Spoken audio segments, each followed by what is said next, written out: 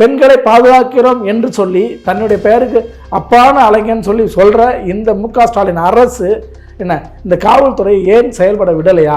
சாட்டை துரைமுருகன் என்ன சொல்லியிருக்காருன்னா, இது வந்து குற்றவாளிகளுக்கு இந்த பெண்ணும் அந்த ஆண் நண்பரும் ஒரு வாய்ப்பை ஏற்படுத்தி கொடுத்துட்டாங்கன்னு சொல்றாரு சார். இந்த ஸ்டேட்மெண்ட் எப்படி சார் எடுத்துக்கிறாரு? இல்ல அது அவங்க வீட்டுல அப்படி ஒரு பொண்ணுக்கு நடந்தா இந்த மாதிரி ஒண்ணு பேசுவாங்களா? அப்படி போயிட்டாங்க, தப்பு நினைச்சு அதுக்காக பலாத்காரம் பண்ணிடலாமா? அதுக்காக கொலை பண்ணிடலாமா? பலாத்காரத்தோட முடிஞ்சிச்சு. கொலை நடந்திருந்தா அந்த பொண்ணு செத்து இருந்தா என்ன இருக்கும்? பிளாக்ல சாராயம் வைக்க நீங்க அனுமதிச்சிருக்கீங்க. அந்த பிளாக்ல சாராயம் வைக்க அனுமதிச்சதுனால குடிச்சிட்டு வந்துதான் அவனுக்கு பண்ணிருக்கானுங்க. அந்த மூணு குற்றவாளிகளுமே ஆல்ரெடி இருக்கு சார். அவனுக்கு முன்னாள் திருடனுங்க, பைக் திருடி இருக்கிறதா வேலை. அவனுக்கு ஜெயில இருந்து தான் வெளியே வந்திருக்கானுங்க. அது 2 பேர் அண்ணன் தம்பிங்க.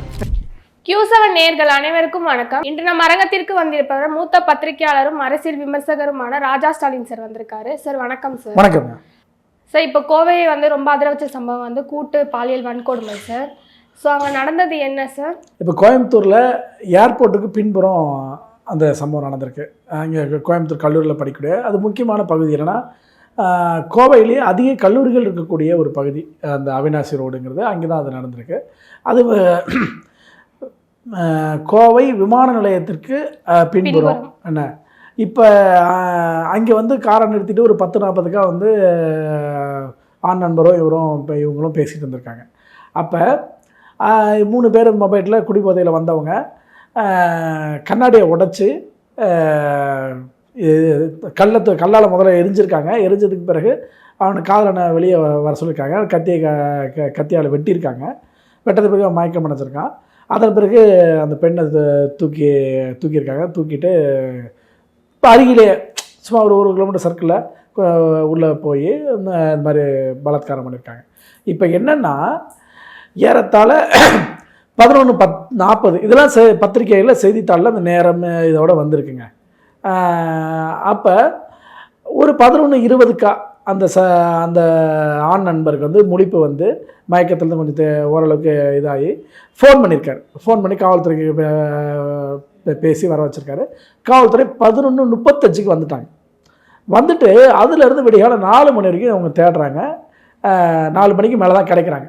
அப்போ இவர் நம்ம எதிர்க்கட்சி தலைவர் எடப்பாடியார் உட்பட என்ன கேட்குறாங்கன்னா, 11:25க்கு வந்த காவல்துறை, 11:35க்கு வந்த காவல்துறை 4 மணி நேரம் 25 நிமிஷம் என்ன பண்ணுனீங்க? அதுவும் இப்போ சென்னை கோயம்புத்தூர் போலீஸ் கமிஷனர் என்ன சொல்கிறாருன்னா, 100 பேர் வந்து இந்த தேடுதல் பணியில் ஈடுபட்டோம் அப்படின்னு. அப்போ 100 பேர் தேடி ஒரு 4.5 மணி நேரம், ஒரு ஏறத்தாழ ஒரு 2 கிலோமீட்டர் ரேடியேஷன் தான். அந்த 2 கிலோமீட்டர் ரேடியேஷனுக்குள்ளே நீங்கள் கண்டுபிடிக்க முடியலன்னா என்ன அப்படிங்கிறதான் இது. அப்போ அதுக்கு என்ன சொல்கிறாங்க, ஒரு இடத்த வந்து ஒரு சின்ன செவரு மறைச்சிட்டு இருந்துச்சு, இருட்டாக இருந்துச்சு, நைட்டுனாலே இருட்டு தான், சின்ன செவருனாங்க. அப்புறம் அவங்களே அது பெரிய செவருனாங்க. என்ன அங்கே செவரு மாற்றி மாற்றியாக கட்டி வைப்பாங்க, ஒரே செவரு தான். அந்த செவரு முதல்ல சின்ன செவருனாங்க, அப்புறம் பெரிய செவருனாங்க, இப்படி மாற்றி மாற்றி சொன்னாங்க. சொல்லிட்டு அப்புறம் அவங்களே போய் மீட்டதாவும் சொன்னாங்க. அவங்களே போய் மீட்டதான் சொன்னாங்க. பொண்ணு அவங்களா வந்து இன்ஃபார்ம் பண்ணி தான் போலீஸ் வந்தாங்கன்னு சொல்றாங்க. இப்படி 2 மாறுபட்ட கருத்து இருக்கு சார். நாங்களே போய் இந்த 4 மணிக்கு அதை கண்டுபிடிச்சோன்னு சொன்னாங்க ஒரு பக்கம். ஆனால் பத்திரிகையில் என்ன செய்தி வருது, அதுவும் இன்றைய இந்து பத்திரிகை, அதாவது 5ஆம் தேதி நவம்பர் இந்து பத்திரிகையில் செய்தியாகவே போட்டிருக்காங்க. அந்த பாதிக்கப்பட்ட பெண் எந்திரிச்சு போய் பக்கத்தில் இருக்கக்கூடிய வீட்டில் போய் பெல் அடிச்சிருக்காங்க. காலிங் பெல் வேலை செய்யலை. அதாவது காம்பவுண்ட் எகிரி குச்சி உள்ளே போய் பெல் அடிச்சிருக்காங்க, வேலை செய்யலை. எதுவுமே பண்ணல. மோட்டர் போட்டால் அந்த சத்தம் கேட்டு வருவாங்கன்னு மோட்ரு போட்டிருக்காங்க. அப்பயும் அவங்க வரல. அப்புறம் அதையும் மீறி மேலே போய் ஃபஸ்ட் ஃப்ளோரில் போய் தட்டி பார்த்து வந்திருக்காங்க 4 மணி வாக்கில் வந்தவங்க. அவங்க என்னடா இப்படி ஒருத்தங்க அடிபட்டு இந்த மாதிரி ரத்த வெள்ளையாக இருக்காங்கன்னா அப்புறம் உண்மையை புரிஞ்சு சொல்லவும் சுற்றி இருந்த ஒரு 8 குடும்பங்களை, பக்கத்தில் கூட 8 குடும்பங்கள்லாம் வர வச்சு அந்த குடும்பத்தை சேர்ந்தவர்கள் அவங்க முதலுதவியெல்லாம் செஞ்சு அவங்க காவல்துறை வர வச்சு காவல்துறையிட்ட ஒப்படைச்சிருக்காங்க. என்ன அதில் என்னென்னா இன்னொரு செய்தி அதை தெளிவாக போட்டிருக்காங்க இந்து பத்திரிகையில். அவர்கள் வந்து அதுலேருந்து ஒரு 4-5 இளைஞர்கள் நான் தேடிட்டு அவங்கள அந்த இடத்துக்கு போகிறேன், அவங்க சொல்கிற ஸ்பாட்டுக்கு போய் பார்க்க போகிறேன்னா எங்கள் காவல்துறை வந்திருக்காங்க. என்ன விஷயம்னா இந்த மாதிரி அவங்க நாங்கள் தேடிட்டு இருக்கணும்னா, இல்லை அவங்க இந்த மாதிரி நாங்கள் வச்சுருக்கோம், பாதிக்கப்பட்டவங்க இங்கே இருக்கிறாங்கன்னு அவங்க கூட்டு வந்து ஒப்படைச்சதா செய்தி வந்திருக்கு. ஆக இவ்வளோ விஷயம் வந்து நடந்திருக்குன்னா ஏன் கமிஷனர் வந்து அதை மாற்றி சொல்லணும்? கோயம்புத்தூர் போலீஸ் கமிஷனர் ஏன் அதை மாற்றி சொல்லணும்? நாங்களே அதை இது பண்ணதா? ஏன்னா நடந்தது ஒன்று, மாற்றி சொல்வது இன்னொன்றா இருக்குது. அப்போ ஏன் இதை காவல்துறை இதை மறைக்கணும்? என்ன அதாவதுங்க, ஒரு குற்றம் நடந்துச்சுங்க, அந்த குற்றம் நடந்ததை அந்த குற்றத்தை கண்டுபிடிச்சி தடுக்கிறது ஒன்றும் இல்லைங்க. இப்போ 11:35 வந்துட்டாங்க, ஒரு அரை மணி நேரம் என்ன, நீங்கள் அடுத்த ஃபஸ்ட்டு ஒரு 4 பேர் வந்திருப்பீங்க, அடுத்து ஃபோன் பண்ணி அடுத்த டீமை வர வைக்கணும். அப்போ அந்த டீம் வர வைக்கிறதுக்கு ஒரு 10 நிமிஷம் 1/4 மணி நேரமாக டைம் ஆகுன்னு வச்சுக்கோங்களேன். ஏர்போர்ட் பக்கத்தில் இருக்கும்போது கட்டாயம் ஆக்சபிள் உள்ள ஒரு இடம் தான். நீங்கள் வந்து ஒரு காட்டுக்குள்ளெல்லாம் போய்லாம் பார்க்கல, என்ன ஒரு ஆக்சபிள் உள்ள கூடிய இடத்துல தான் பார்த்துருக்கீங்க. அப்போ அங்கே வர வைக்கிறதுக்கு ஒரு 1/4 மணி நேரம் 1/2 மணி நேரம் டைம் கூட டைம் எடுத்துங்க. 12 மணி ஒரு மணிக்குள்ளே கண்டுபிடிச்சினா குறைந்தபட்சம் இன்னும் வந்து அந்த அப்போல்லாம் அந்த குழந்தை என்ன பாடுபட்டு இருந்திருக்கும் அந்த நேரத்தில், ஒரு மணி வாக்கில் என்ன.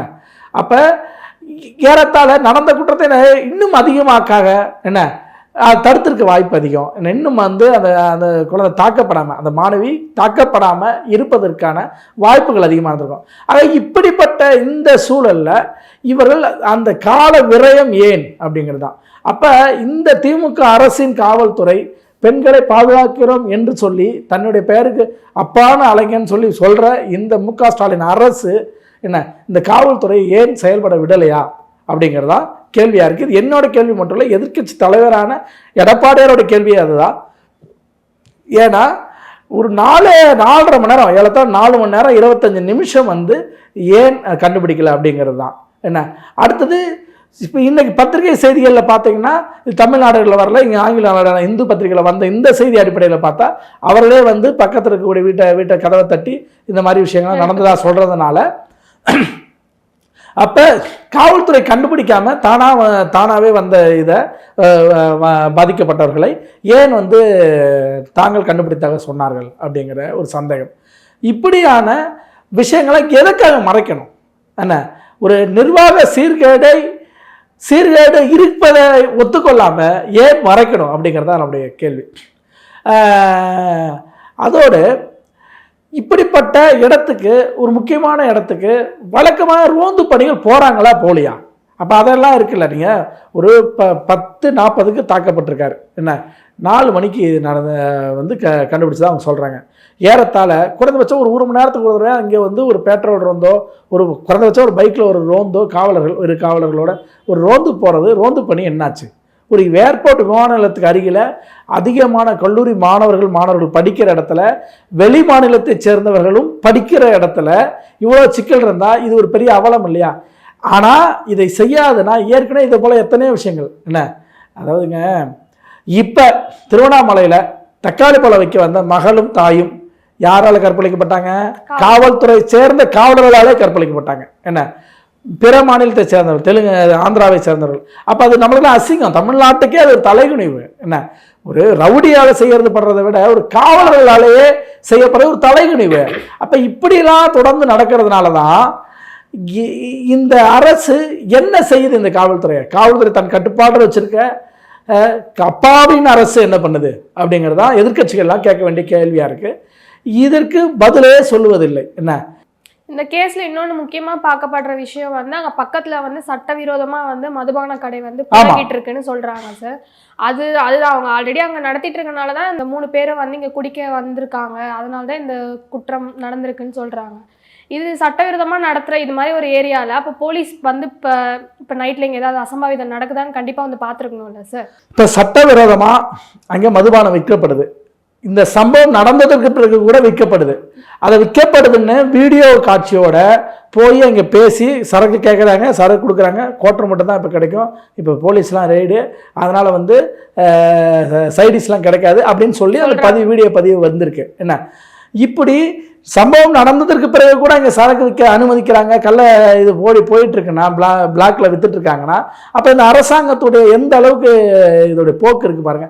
என்னன்னா இவங்க ஒவ்வொரு முறையும் அப்படிதாங்க. அதை இப்போ சமீபத்தில் ஒரு 4 நாளைக்கு முன்னாடி படப்பையில் சாலமங்கலங்கிற ஊரில் ஒரு புதிய ஒயின் ஷாப் திறந்துருக்காங்க, டாஸ்மார்க் திறந்துருக்காங்க. ஏன் திறந்துருக்காங்க அந்த நேரத்தில் சொல்கிறேன்னா, தேர்தல் வரப்போது பயமாக இருக்கும், ஒயின் ஷாப்பை மூடுவாங்கன்னு கேள்விப்பட்டிருப்பீங்க. என்ன தேர்தல் இன்னும் 5 மாதத்தில் வரப்போகுதுங்க, 5 மாதம் தேர்தல் வரப்போகிற நேரத்தில் இப்போ ஒரு ஒயின் ஷாப்பை திறக்கிறதுக்கு என்ன காரணம்? அதுக்கு எதிராக சாலமங்கலம் கிராமத்தை சேர்ந்த அந்த பெண்கள்லாம் போராடி, அந்த பெண்கள் காஞ்சிபுரம் கலெக்டர் அலுவலகம் வரைக்கும் பாதகை ஏந்தி போய் போராடி மனு கொடுத்துட்டு வந்திருக்காங்க கலெக்டர்கிட்ட. அந்த கலெக்டர் நான் அதை அப்புறப்படுத்த நடவடிக்கை எடுக்கிறேன்னு சொல்லி உத்தரவு உறுதிமொழி கொடுத்துருக்காரு. என்ன அப்போ என்ன எதுக்காக இந்த விஷயத்தை இங்கே சொல்ல வரேன்னா, அவங்க டாஸ்மார்க்கை மூடுவோம் தானே எலெக்ஷனில் சொன்னாங்க. கனிமொழி அவர்களுக்கு இளம் விதவைகள் தமிழ்நாட்டில் அதிகமாயிட்டாங்கன்னு சொன்னாங்களே. இப்போ அவங்க ஆட்சி வந்து 4.5 ஆண்டு முடிய போது, அடுத்த தேர்தல் வரப்போகுது. இதுக்கப்புறமா மூடுற நடவடிக்கை எடுக்கணும். அடுத்தது இருக்கிறத திறக்காம இருக்கணும்ல, புதுசாக திறக்கிறாங்கன்னா அப்போ என்ன தைரியம் இருக்கும் பாருங்க. இன்னைக்கு அந்த இந்து பத்திரிகையில் இந்த சம்பவத்தை, கோயம்புத்தூர் சம்பவத்தில் காவல்துறை கண்டுபிடிக்கவில்லை பாதிக்கப்பட்டவரை, பக்கத்தில் அருகில் இருக்கிற குடும்பங்கள் தான் அவரை மீட்டு காவல்துறையிடம் ஒப்படைத்தது அப்படிங்கிற செய்தியை இந்த இந்து பத்திரிகை பதிவு பண்ணலாம் யாருக்குமே தெரியாது. கண்டிப்பா அந்த கோயம்புத்தூர் கமிஷனர் என்ன ஸ்டேட்மெண்ட் கொடுப்பாரோ அதுதான் ஸ்டேட்மெண்ட் நம்மளுக்குலாம்.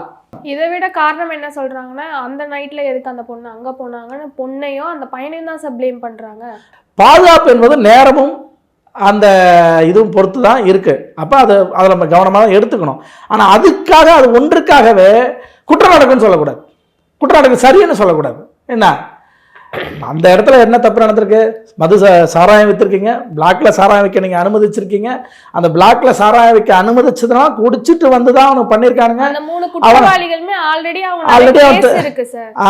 முன்னாள் திருடனுங்க, பைக் திருடி வைக்கிறதா வேலை. அவனுக்கு ஜெயில இருந்து தான் வெளியே வந்திருக்கானுங்க.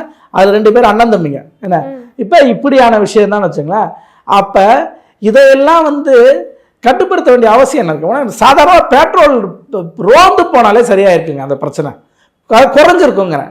என்ன ஒன்று, நீங்கள் அண்ணா பல்கலைக்கழக வளாகத்துக்குள்ள அவர்கள் இருந்தாங்க. அந்த வளாகத்தில் இருக்கிற கேமரா என்னாச்சு, அந்த வளாகத்தில் இருந்த செக்யூரிட்டிங்க என்னாச்சு, ஏன் வரல? அப்போ அதெல்லாம் அப்போ வளாகத்துக்குள்ளே இந்த விஷயம் நடந்தா என்னங்க, இது வீட்டுக்குள்ள பூந்து வந்து நடந்த கொடூரெல்லாம் நடந்திருக்குங்க. சாட்டை துரைமுருகன் என்ன சொல்லியிருக்காருன்னா, இது வந்து குற்றவாளிகளுக்கு இந்த பெண்ணும் அந்த ஆண் நண்பரும் ஒரு வாய்ப்பை ஏற்படுத்தி கொடுத்துட்டாங்கன்னு சொல்றாரு சார். இந்த ஸ்டேட்மெண்ட் எப்படி சார் எடுத்துக்கிறது? இல்ல அது அவங்க வீட்டுல அப்படி ஒரு பொண்ணுக்கு நடந்தா இந்த மாதிரி ஒண்ணு பேசுவாங்களா? மதுபான கடை எங்க இயங்கிட்டு இருக்கு அப்படிங்கறத அதே சாட்டையை வந்து வெளிப்படுத்தாங்க. அது வரவேற்க வேண்டிய விஷயம். அதே சமயத்தில் இந்த மாதிரி ஒரு வார்த்தைகள் விடுவதும் அது ஒரு நெருடலை உண்டு பண்ணுது. என்ன நெருடல்னா, அப்படி போகக்கூடாதுங்க, அது பாதுகாப்பு இல்லை அப்படின்னு எல்லாருடைய ஸ்டேட்மெண்ட் தான். என்ன அந்த அந்த பாதிக்கப்பட்ட பெண்ணே தப்புன்னு உணர்ந்திருப்பாங்க. அவங்க துடிச்சிருப்பாங்க. என்ன என்னடா இப்படி இதாயிடுச்சு அப்படின்னு சொல்லிட்டு அது இனிமேட்டு நடக்குது. ஆனால் நடந்த விபத்தை இனிமேட்டு இது போன்ற விபத்து நடக்கக்கூடாதுங்கிறது தான் நம்முடைய இது. வெறும் அங்கே மட்டும் தானா? இப்போ எல்லா இடத்துல அண்ணா பல்கலைக்கழகத்துக்குள்ள என்னாச்சு? பல்கலைக்கழக வளாகம் தானே. பல்கலைக்கழக வளாகத்திற்குள் ஒரு காம்பவுண்டு போட்டு வச்சுருங்க. நீங்கள் அண்ணா இன்ஸ்டியூட்லாம் சும்மா நீங்கள் போய் வெளியே வர முடியாது. அப்படிப்பட்ட இடத்துல செக்யூரிட்டியோட சைக்கிளோட விசில் அடிச்சுக்கிட்டு சுற்றிட்டு இருப்பாங்க தெரியுமா அங்கே இருக்க செக்யூரிட்டிஸ். ஏன்னா என்னுடைய நெருங்கிய நண்பர்கள் அது அண்ணா பல்கலைக்கழகத்தில் படித்தவர்கள். என்ன ஆக அதை வந்து அந்த பல்கலைக்கழகம் எப்படி இருக்குன்னு தெரியும். நைட் நேரத்தில் ஒரு 7 மணி 8 மணி அந்த மாதிரி 1 மணி நேரத்துக்கு ஒரு விசில் அடிச்சுக்கிட்டு சைக்கிளை சுற்றி வந்துட்டு இருப்பாங்க 2 பேர் 3 பேர் சேர்ந்து செக்யூரிட்டி. என்ன இப்படி இருக்கிற இடத்துல அங்கேயே குற்றம் இழைச்ச அண்ணா யூனிவர்சிட்டி வளாகத்துக்கு என்ன சொல்றாரு, கல்லூரிக்கு உள்ள போய் இப்படி ஒரு சம்பவம் நடந்தது வேற, ஆனா நீங்க ஒரு புதருக்குள்ள போயிட்டு காரை நிறுத்திட்டு அவங்களுக்கு ஒரு வாய்ப்பை ஏற்படுத்தி கொடுத்துட்டீங்க அப்படின்னு சொல்றது எப்படி சார்? அதுதான் திமுகவுக்கு சார்பா திமுகவின் குரலாக ஒலிக்கிறது தான் இதோட ஸ்டேட்மெண்ட் காட்டுது. ஏன்னா இப்போ இவர் எப்படி வந்து ஒரு சாதாரண ஒரு நாயை வந்து அடிக்கிறதுக்கும், ஒரு நாய் வெறி பிடிச்சி வச்ச இன்மேட்ட வாழ தகுதி இல்லை, அதை அடித்து கொண்டாதான் இல்லைன்னா நம்மளுக்கு பாதுகாப்பு இல்லைன்னு சொல்கிற மாதிரி இவர்கள் அங்கே போய் ஒரு தவறு இழைச்சாங்க, அதனால தான் தவறு நடந்துச்சுங்கிறது இருக்கு இல்லையா. இதை தான் வந்து நம்ம இதை அப்படி சொன்னால் நாளைக்கு அந்த விஷயம் வந்து இது வலுவிலேருந்து போயிடும். என்ன அவர்கள் போனது தவறு தான், அது நம்ம தவறு இல்லைன்னே சொல்லலை. அது அவர்களும் சரி அவர்களை சார்ந்தவர்களும் அதை அப்படி தான் சொல்லுவாங்க, அந்த கல்லூரி சேர்ந்தவர்களே அப்படி சொல்லுவாங்க. ஆனால் அதை தாண்டி பாதுகாப்பு கொடுக்க வேண்டிய பொறுப்பு யாருக்கு இருக்குது? அப்படி போயிட்டாங்க, தப்பு நினச்சி அதுக்காக பலாத்காரம் பண்ணிடலாமா? அதுக்காக கொலை பண்ணிடலாமா? பலாத்காரத்தோடு முடிஞ்சிச்சு. கொலை நடந்திருந்தா அந்த பொண்ணு செத்து இருந்தா என்ன இருக்கும்? செத்து இருந்தா வேறு எப்படி செய்திகள் வரும்னே தெரியாது. இறந்து போயிட்டா அந்த கல்லூரி மாணவி இறந்துருந்தா என்னவா செய்தி வரும்? நீங்கள் கற்பனை பண்ணி பாருங்க. பல்வேறு விதமான செய்தி வரும். இதனால் கற்பழிப்பு விஷயமா மட்டும் வராது செய்தி, வெவ்வேறு செய்திகள் வரும். நான் ஒரு பத்திரிகையாளர் அந்த மாதிரி செய்திகளை நிறையா பார்த்துருக்கேன். இவ்வளோ நேரம் உங்கள் கருத்துக்களை ரொம்ப மிக தெளிவாக சொன்னீங்க சார். ரொம்ப நன்றி சார். மிக்க நன்றிங்க.